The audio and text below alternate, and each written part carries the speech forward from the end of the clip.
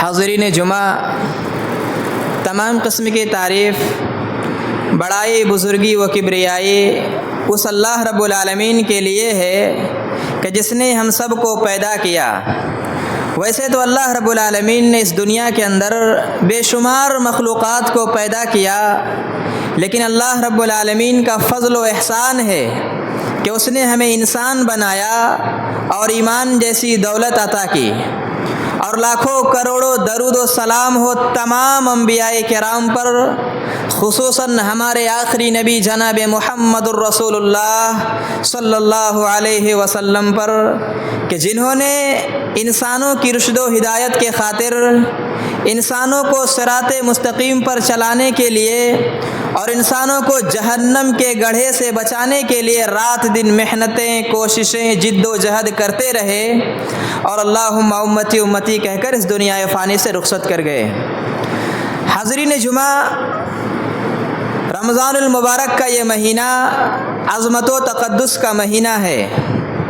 یہی وہ مہینہ ہے جس میں اللہ رب العالمین نے قرآن کریم کو نازل فرما کر اس مہینے کی عظمت کو بڑھا دیا۔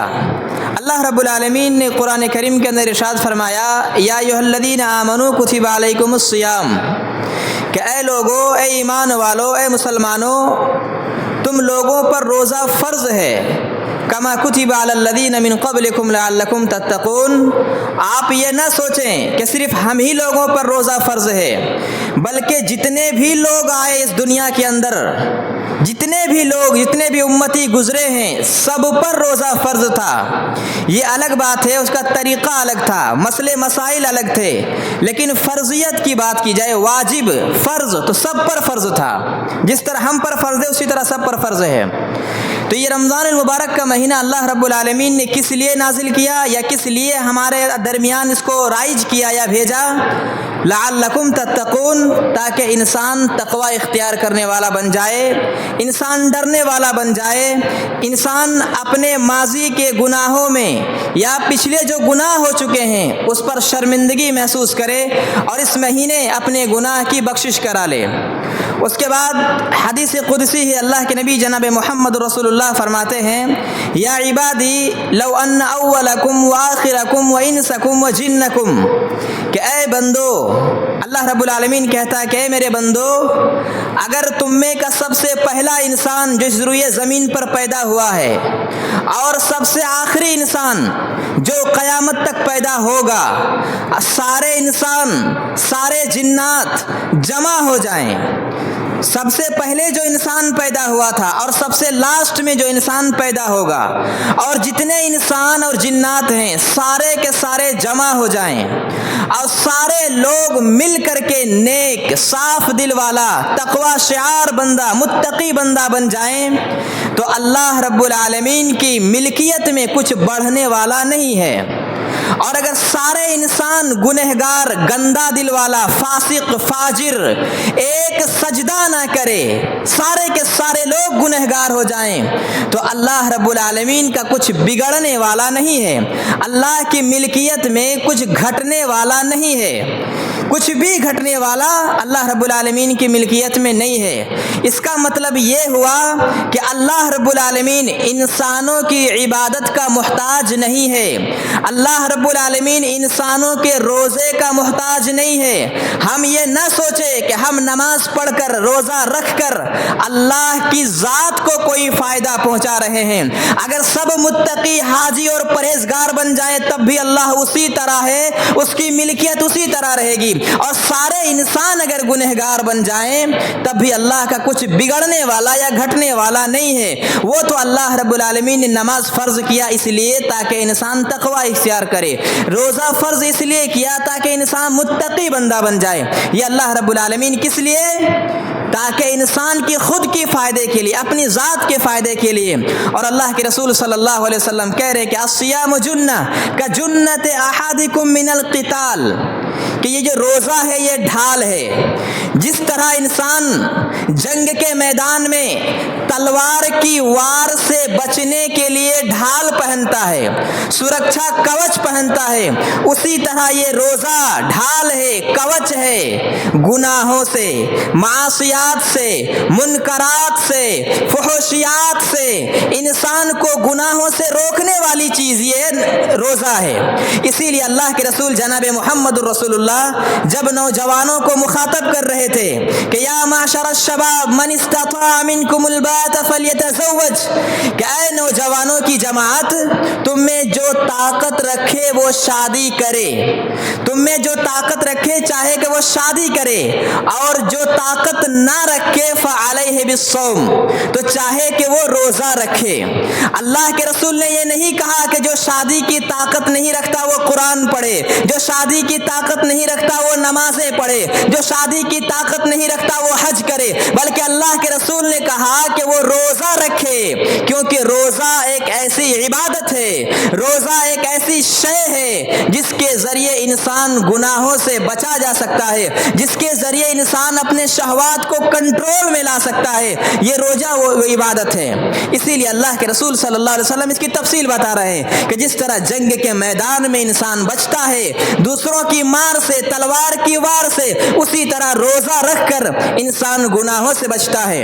اب غور کرنے والی چیز یہ ہے، اللہ رب العالمین نے ہم پر روزہ فرض کیا ہے کہ لوگوں تم پر روزہ فرض ہے، اور دوسری جگہ اللہ کے رسول کہہ رہے ہیں کہ اگر تم میں سے کوئی روزہ رکھ کر جھوٹ بولنا نہ چھوڑے، فحوشیات نہ چھوڑے، حرام چیزوں کا ارتکاب کرنا نہ چھوڑے، غلط چیزوں کو نہ چھوڑے، تو انسان ایک بات یاد رکھ لے کہ ایسے انسان کو روزہ رکھنے کی، اللہ کے نام پر بھوکا رہنے کی کوئی ضرورت نہیں ہے۔ من لم یدع قول الزور والعمل به فلیس للہ حاجۃ ان یدع طعامہ وشرابہ۔ اگر روزہ رکھ کر جھوٹ نہیں بولتا، اگر روزہ رکھ کر جھوٹ نہیں چھوڑتا، اگر روزہ رکھ کر حرام کام نہیں چھوڑتا، اگر روزہ رکھ کر وہ جوئے تاش نہیں چھوڑتا، تو پھر اللہ کو کوئی ضرورت نہیں ہے کہ وہ بھوکا رہے، وہ پیاسا رہے۔ یہ اللہ کے رسول کہہ رہے ہیں، کس لیے؟ کیونکہ کل قیامت کے دن ایسے ایسے لوگ آئیں گے جو 73 سال، 75 سال، 80 سال تک نمازیں پڑھی ہوئی ہوں گے۔ وہ لوگ نماز پڑھے ہوں گے 80 سال، لیکن نامہ اعمال میں ایک بھی نماز نہیں ملے گا، نامہ اعمال میں ایک بھی نماز انہیں نہیں ملے گی۔ تو سن افسوس کریں گے، کہیں گے یا اللہ ہم نے تو 80 سال تیری عبادت کی ہے، آج ہمارے نامہ اعمال میں ایک بھی نماز نہیں ہے۔ ماجرا کیا ہے؟ تو وہی ہے کیونکہ اللہ کے رسول نے کہا تھا صلو کما رأیتمونی اصلی، نماز اسی طرح پڑھنا جس طرح مجھے پڑھتے ہوئے دیکھے ہو۔ لیکن نماز ہم لوگ غلط طریقے سے پڑھتے ہیں، مطلب بڑھیا سے نہ رکوع کرتے ہیں نہ سجود کرتے ہیں، ایسے کوئی بھی چیز یعنی جلد بازی کرنے کے لیے انسان کی نمازیں نہیں ہوتی۔ اسی لیے اللہ کے رسول نے کہا اسی طرح روزہ، انسان روزہ رکھ رہا، صبح سے لے کے شام تک بھوکا رہ رہا ہے، لیکن جھوٹ نہیں چھوڑ رہا ہے، رشوت نہیں چھوڑ رہا ہے، حرام کاری نہیں چھوڑ رہا ہے، گناہ کے کاموں سے نہیں بچ رہا ہے، گندی اور بیہودہ باتیں نہیں چھوڑ رہا ہے۔ اسی لیے پہلے ہی اللہ کے نبی نے کہہ دیا اس دنیا کے اندر ہی کہ اگر یہ سب نہیں چھوڑو گے تو پھر روزہ رکھنے کی ضرورت نہیں ہے۔ اگر یہ سب نہیں چھوڑو گے، ادھر انسان حلال روزہ رکھا ہوا ہے، حلال چیز چھوڑا ہوا ہے، کھانا نہیں کھا رہا ہے، پانی نہیں پی رہا ہے، یہ حلال ہے لیکن یہ نہیں کر رہا، لیکن جھوٹ بول رہا ہے، روزہ رکھا ہوا ہے، وہ دنیا کی یعنی فحش چیزوں میں مشغول ہے، تو پھر اللہ رب العالمین کہہ رہا ہے کہ ایسے روزے کی مجھے کوئی ضرورت نہیں ہے۔ اسی لیے ہمیں چاہیے کہ اگر روزہ رکھے ہیں تو لعلکم تتقون پورا ہونا چاہیے۔ تقوی شعار بندہ، اللہ کا مقصد یہ نہیں ہے کہ انسان کو روزہ رکھ کر انہیں بھوکا رکھا جائے، اللہ کا مقصد یہ نہیں کہ انسان کو پیاسا رکھا جائے، اللہ رب العالمین کا مقصد یہ ہے کہ لعلکم تتقون، تم لوگ ڈرنے والے ہو جاؤ، اپنے گناہوں پر شرمندگی کرنے والے ہو جاؤ، تمہارے پچھلے جو گناہ ہوئے ہیں جانے انجانے میں ان گناہوں پر ندامت کے آنسو بہاؤ تاکہ اللہ رب العالمین تمہارے گناہوں کی معافی کرائے۔ اسی لیے जाबिर रज़ी अल्लाह ताला अन्हो कहा करते थे कि इदा सुमता फलयसुम समउका व बसरुका व लिसानुका अनिल किज़्ब वल महारिम, कि जब तुम रोज़ा रखो तो चाहे कि तुम्हारी आँख भी रोज़ा रखे, तुम्हारी ज़ुबान भी रोज़ा रखे, तुम्हारे कान भी रोज़ा रखे। मतलब गलत बोलना नहीं है, गलत चीज़ें देखनी नहीं है। ये जाबिर रज़ी अल्लाह ताला अन्हो कहा करते थे। रोज़ा का मकसद ये नहीं कि सिर्फ भूखा रहा जाए, पेट का भूखा रहना ये रोज़े का नाम नहीं है, बल्कि रोज़ा का मकसद ये कि इंसान हर तरह की गलत चीज़ों से बचा रहे, हर तरह की गलत चीज़ों से रुका रहे, तब जाकर इंसान का रोज़ा रोज़ा होगा, वरना वो उसका नाम भूखा होगा या भूखमरी कह लीजिए, या सुबह से लेकर शाम तक भूखा रहना हुआ। ये रोज़ा का मकसद नहीं है।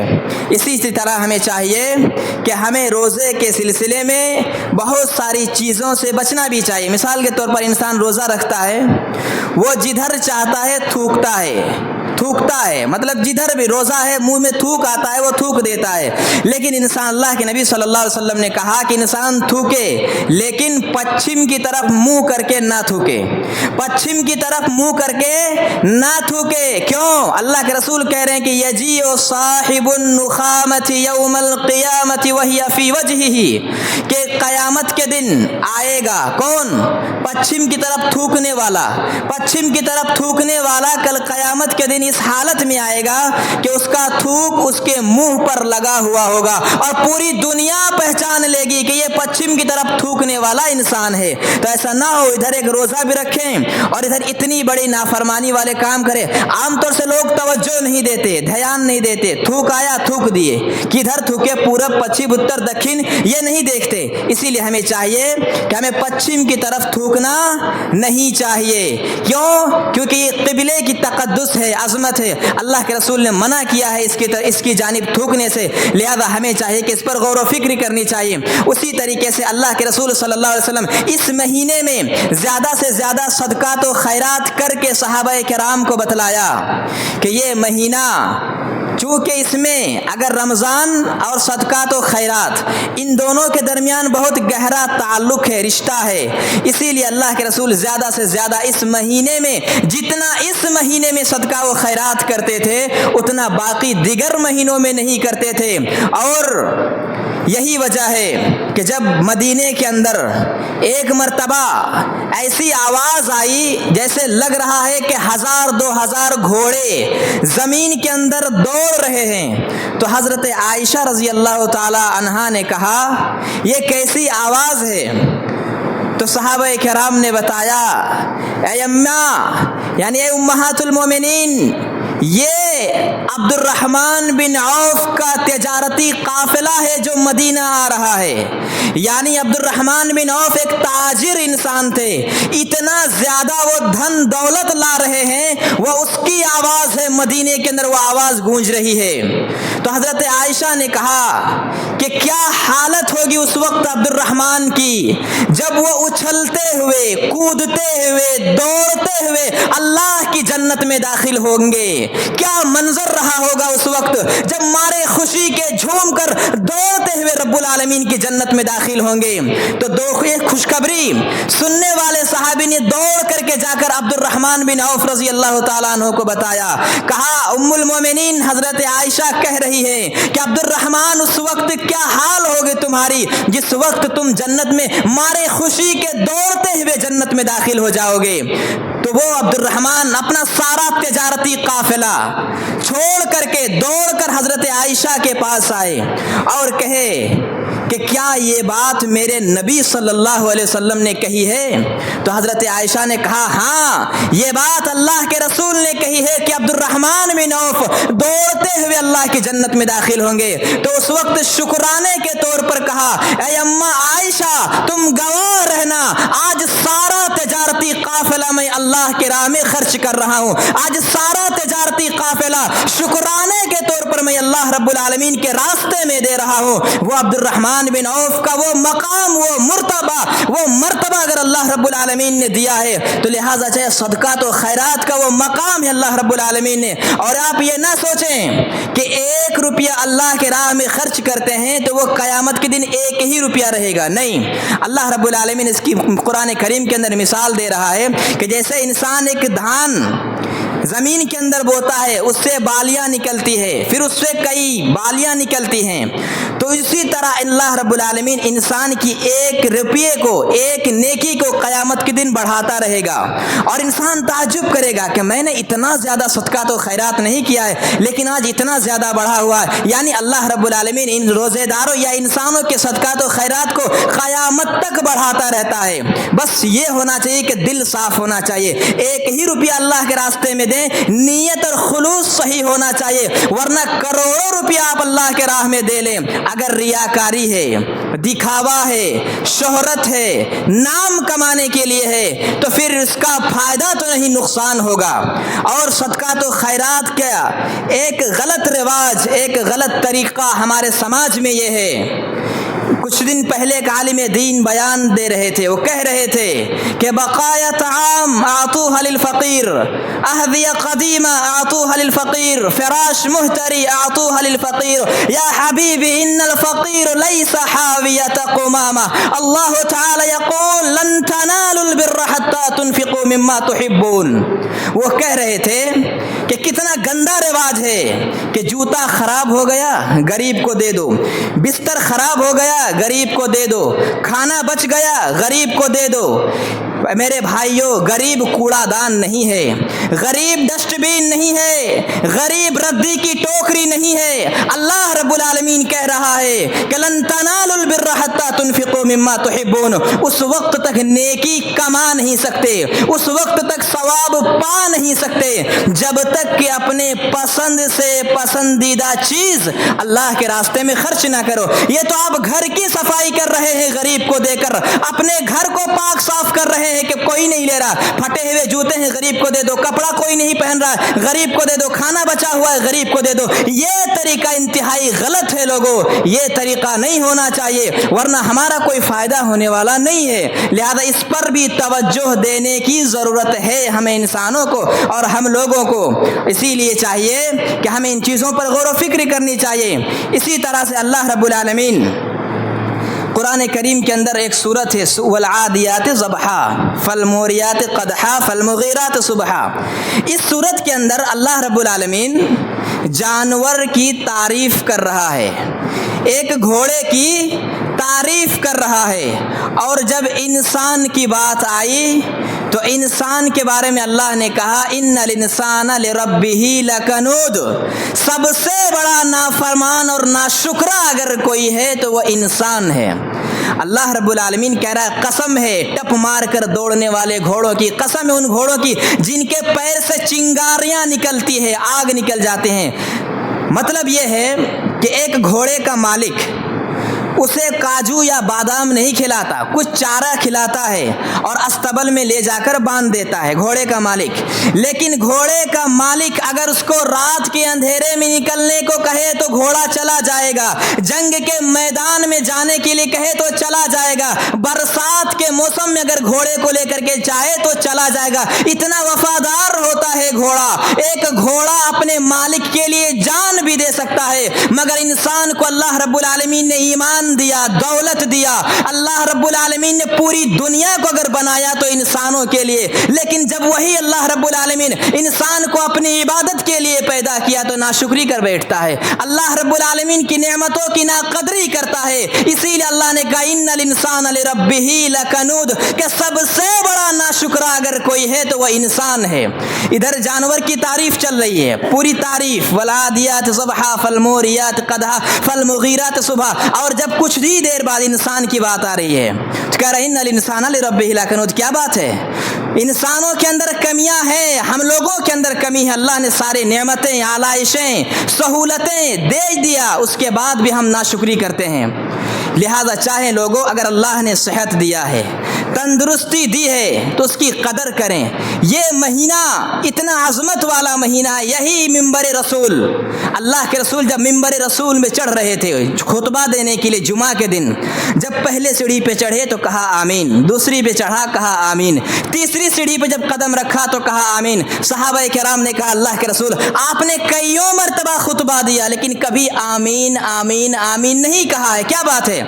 تو کہا کہ میرے پاس جبریل امین آئے تھے. جب پہلی سیڑھی میں قدم رکھا تو کہا اگر کوئی شخص اپنے ماں باپ کو بڑھاپے کی حالت میں پا کر ان کی خدمت کر کے جنت نہ پا سکے تو لعنت ہو ایسے انسان پر. اور سارے فرشتوں نے, آسمان کے سارے فرشتوں نے آمین کہا. اے محمد صلی اللہ علیہ وسلم آپ بھی آمین کہیے.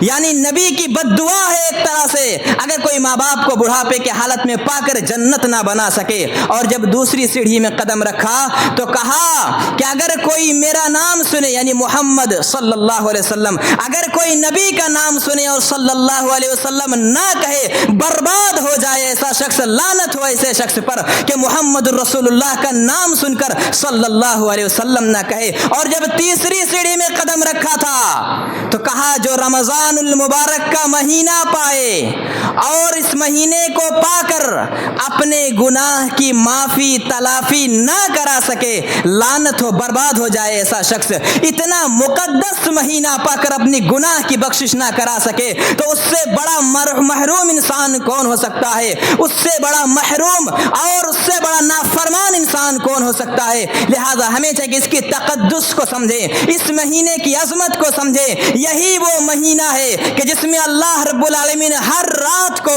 ہر دن کو جہنمیوں کو جہنم سے آزاد کرتا ہے. ہم میں سے کسی کے ماں, کسی کی بہن, کسی کی بیٹی, کسی کا باپ اس دنیا سے چلے گئے اور ہر افطاری کے وقت, جس وقت ہم دنیا میں افطاری کھا پی رہے ہوتے ہیں, اس وقت اللہ رب العالمین جہنمیوں کو جہنم سے آزاد کرتا ہے. تو ہمارے بھی تو رشتہ دار اس دنیا سے چلے گئے ہیں, ہمیں چاہیے کہ ان کے حق میں دعا کریں, کسی کی بہن کے حق میں, کسی کی ماں کے حق میں, کسی کے والد کے حق میں دعا کریں کہ اے اللہ ہمارے ماں باپ کو قبر کے عذاب سے محفوظ رکھنا, اللہ جہنم کی عذاب سے محفوظ رکھنا. ہر افطاری کے وقت اور اس وقت اللہ رب العالمین دعا قبول کرتا ہے, اس وقت اللہ رب العالمین دعا قبول کرتا ہے. لیکن ہمارا حال بالکل برعکس ہے, دن بھر ادھر ادھر گھومتے ہیں, کب دیکھیں کہ یہ وقت ہو جائے, کب 3-4 گھنٹہ گزر جائے, ایسا لگتا ہے سر پر بہت بڑا ایک بوجھ اللہ رب العالمین نے دبا کر کے رکھ دیا ہے, کب وقت گزر جائے. نہ پہلے 10 منٹ پہلے بھی بیٹھتے ہیں افطاری کے لیے کہ دعا کی جائے, دوڑ کر آذان ہوئی آ کر کھانا پینا شروع, نہ اللہ کا نام لیے, نہ کھانے کے بعد دعا کیے کہ اللہ صبح سے لے کے شام تک جو بھوکا رہے ہیں مولا اس کو قبولیت کا درجہ دے دینا. اللہ صبح سے لے کے شام تک بھوکا پیاسا جو تڑپ کر کے رہے ہیں مولا وہ دعائیں, وہ روزہ اللہ قبول کر لینا. کہاں ہے یہ چلن, کہاں ہے یہ رواج, کہاں ہے یہ رسم؟ یہاں تو صرف ایک رسم ہے کہ چلو روزہ رکھ لیے صبح سے لے کے شام تک بھوکا. نہیں لوگوں, اللہ کو یہ مقصد نہیں ہے کہ تمہیں بھوکا رکھے, اللہ کو یہ مقصد نہیں ہے کہ تمہیں پیاسا رکھے, تمہیں تڑپانا مقصد نہیں ہے. اللہ تو کہہ رہا تم کچھ تقوی و شعار بندہ بن جاؤ, کچھ پرہیزگار بندہ بن جاؤ, پچھلے گناہوں کی کچھ معافی تلافی کرا لو. یہ مقصد ہے اللہ رب العالمین کا.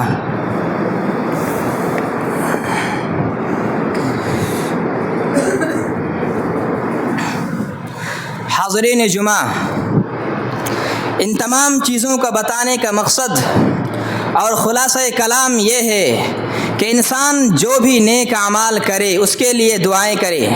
سلف صالحین کا یہ طریقہ رہا ہے کہ 6 مہینہ پہلے تو یہ دعا کرتے تھے اللہ کسی طرح ہمیں رمضان المبارک کے مہینے تک زندہ رکھنا, پہنچا دینا. اور اگر رمضان المبارک پا جاتے تھے تو 6 مہینہ صرف یہ دعا کرتے تھے اے اللہ جو صبح سے لے کے شام تک بھوکا رہیں اللہ اس کو قبول کر لینا. یہ دعائیں کرتے تھے سلف صالحین, ان کا یہ طریقہ تھا. لہذا ہمیں چاہیے کہ لعلکم تتقون کا مطلب یہ ہے کہ اگر تقوی شعار بندہ بنے, متقی بنے, پرہیزگار بنے تو چاہیے کہ ہمیں اسی طرح روزہ رکھنا چاہیے. ورنہ کوئی مقصد نہیں, فائدہ کچھ بھی فائدہ حاصل ہونے والا نہیں ہے. نہ تو صدقات و خیرات کا کچھ فائدہ ہونے والا ہے, نہ روزے کا کچھ فائدہ ہونے والا ہے, نہ نماز کا کچھ فائدہ ہونے والا ہے اگر صحیح طریقے سے ہم اس کو ادا نہ کریں. لہذا چاہیں لوگوں کہ ہم ان تمام چیزوں پر غور و فکر کریں, نبی صلی اللہ علیہ وسلم کی حدیث پر عمل کرنے کی کوشش کریں. اور یہ رمضان المبارک کا مہینہ ہے. افسوس ہوتا ہے, دکھ ہوتا ہے اس وقت کہ پورے سال قرآن کو الماری میں سجا کر رکھ دیتے ہیں, قرآن میں کیڑے پڑ جاتے ہیں, قرآن میں دھول کوئی صاف کرنے والا نہیں ملتا۔ لوگوں، قرآن اس لیے نازل نہیں ہوا تھا، قرآن تو نازل ہوا تھا تمہیں جہنم سے بچانے کے لیے، قرآن تو نازل ہوا تھا تمہیں انسانیت کا درس سکھانے کے لیے، قرآن تو نازل ہوا تھا تمہیں حلال اور حرام کے درمیان فرق بتانے کے لیے، قرآن تو اس لیے نازل ہوا تھا تاکہ بتائے تم انسان ہو، جانور نہیں ہو، اس لیے قرآن نازل ہوا تھا۔ اور آپ ایک بات یاد رکھیں، جو لوگ قرآن کو پڑھتے نہیں بلکہ 12 مہینے سجا کر کے رکھ دیتے ہیں، کوئی تو 20-25 سال تک اسے کھول کر کے نہیں دیکھتا، ایک بات یاد رکھیں، جو نبی اپنے امت کے لیے زندگی بھر رو رہے ہیں اور روتے رہے اور قیامت کے دن بھی افسوس کریں گے اللہ میری امت کو جہنم سے بچا لینا، وہی نبی کل قیامت کے دن کیا کہیں گے جانتے ہیں؟ یا ربی ان قوم اتخذوا هذا القرآن مہجورا، اے اللہ یہی وہ لوگ ہیں جو تمہارے قرآن کو چھوڑ کر کے رکھ دیے تھے، یہی وہ لوگ ہیں، یہی وہ امتی ہیں، یہی وہ انسان ہے جو تمہارے قرآن کو الماری کی زینت بنا کر کے رکھ دیے تھے، یہی وہ لوگ ہیں جو کبھی زندگی بھر قرآن کو کھول کر کے نہیں دیکھے، 11 مہینہ تو دور رمضان المبارک کے مہینے میں بھی اس کو کبھی کھول کر کے نہیں دیکھا، یہی وہ لوگ ہیں جو تمہارے قرآن کو چھوڑ کر کے الماری کی زینت میں سجا کر کے رکھ دیے تھے۔ اس وقت اللہ رب العالمین الٹا گھسیٹ کر کے جہنم میں ڈالے گئے انسانوں کو، امتیوں کو، لوگوں اس وقت کیا حال ہوگا؟ اور اللہ رب العالمین یہ بات قرآن میں صاف صاف کہہ دیا تاکہ کسی کو شک نہ رہ جائے۔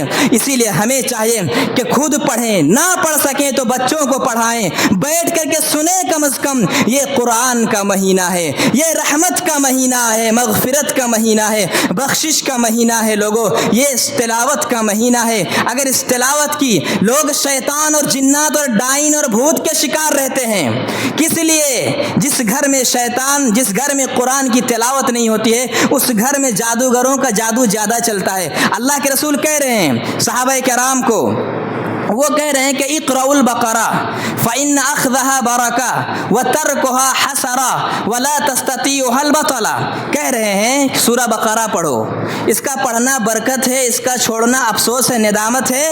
اور جس گھر میں سورۃ البقرہ کی تلاوت کی جاتی ہے اس گھر میں جادوگر کی جادو نہیں چلتی ہے۔